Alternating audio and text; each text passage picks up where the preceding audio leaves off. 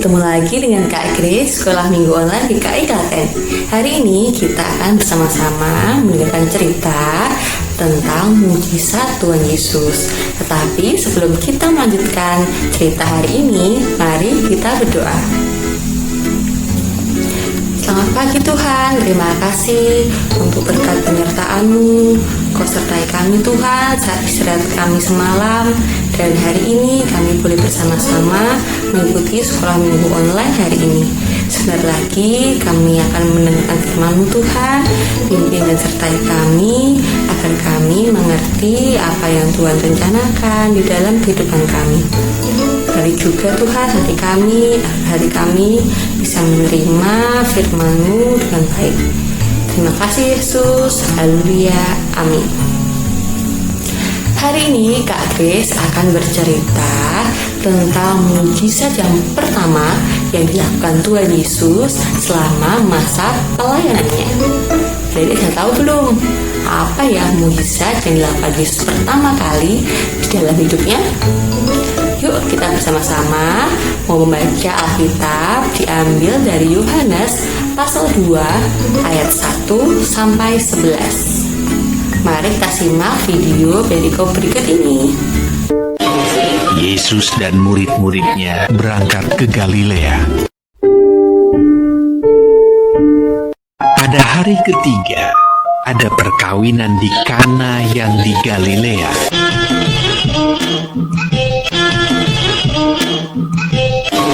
Yesus dan murid-muridnya diundang juga ke perkawinan itu.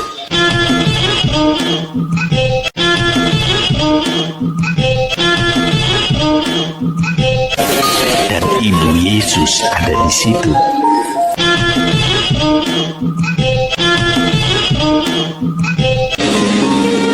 Ketika mereka kekurangan anggur,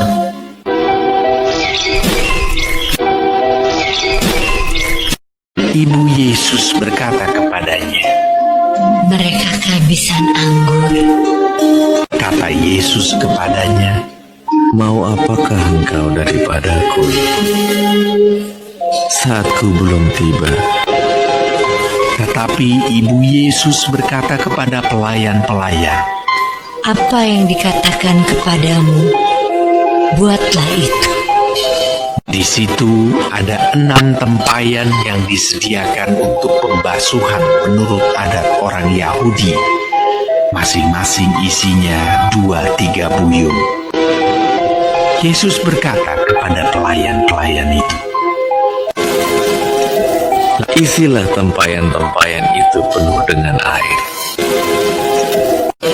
dan mereka pun mengisinya sampai penuh. Lalu kata Yesus kepada mereka, Sekarang cedoklah dan bawalah kepada pemimpin pesta. Lalu mereka pun membawanya. Setelah pemimpin pesta itu mengecap air yang telah menjadi anggur itu, dan ia tidak tahu dari mana datangnya, tetapi pelayan-pelayan yang mencedok air itu mengetahuinya. Ia memanggil mempelai laki-laki dan berkata kepadanya, Setiap orang menghidangkan anggur yang baik dahulu, dan sesudah orang puas minum, barulah yang kurang baik. Akan tetapi, engkau menyimpan anggur yang baik sampai sekarang. hal itu dibuat Yesus di Kana yang di Galilea sebagai yang pertama dari tanda-tandanya. Dan dengan itu ia telah menyatakan kemuliaannya, dan murid-muridnya percaya kepadanya. Dari perikop tadi diceritakan bahwa saat itu Yesus, Bunda Maria dan beberapa murid sedang diundang di jamuan pernikahan. Adik-adik pasti tahu ya, dalam pesta pernikahan pasti akan penuh dengan sukacita, musik-musik yang indah, tarian-tarian, dan semua orang yang datang penuh dengan kegembiraan. Lalu di tengah-tengah pesta terjadi hal yang sangat tidak terduga oleh sang tuan rumah. Bayangkan aja adik-adik, saat sebuah pesta berjalan, tiba-tiba minuman yang harusnya jadi jamuan utama habis tak bersisa.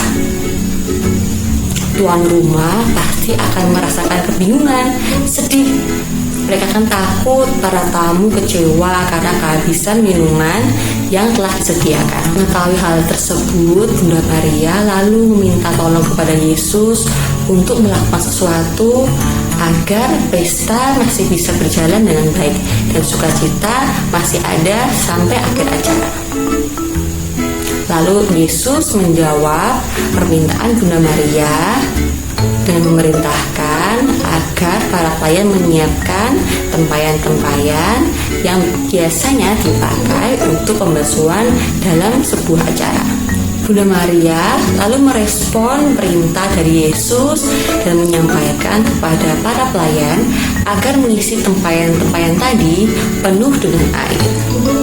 Lalu Yesus memerintahkan para pelayan untuk mencedok isi yang ada di dalam tempayan itu ke dalam gelas dan disajikan ke para tamu. Dan ternyata mujizat Tuhan terjadi. Air yang diisikan ke dalam tempayan berubah menjadi anggur yang lezat. Dan sekarang semua tamu bisa bersukacita kembali.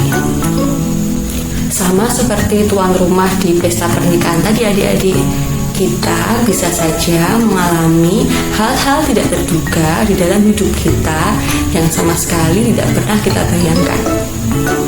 Sama seperti yang terjadi pada masa saat ini, di saat krisis global melanda dunia akibat pandemi COVID-19, banyak hal yang terjadi menyebabkan sukacita menghilang di tengah-tengah kita.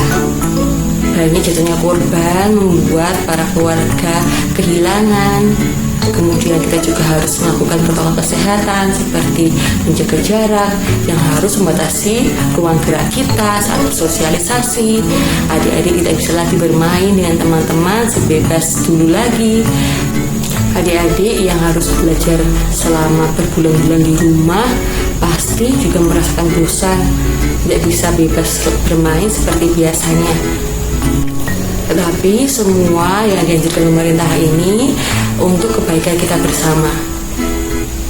Dan Tuhan berjanji akan menolong setiap umatnya. Kita harus percaya bahwa Tuhan adalah sumber sukacita di dalam hidup kita. Sukacita bisa hadir di dalam hidup kita selama kita ada pengharapan kepada Tuhan.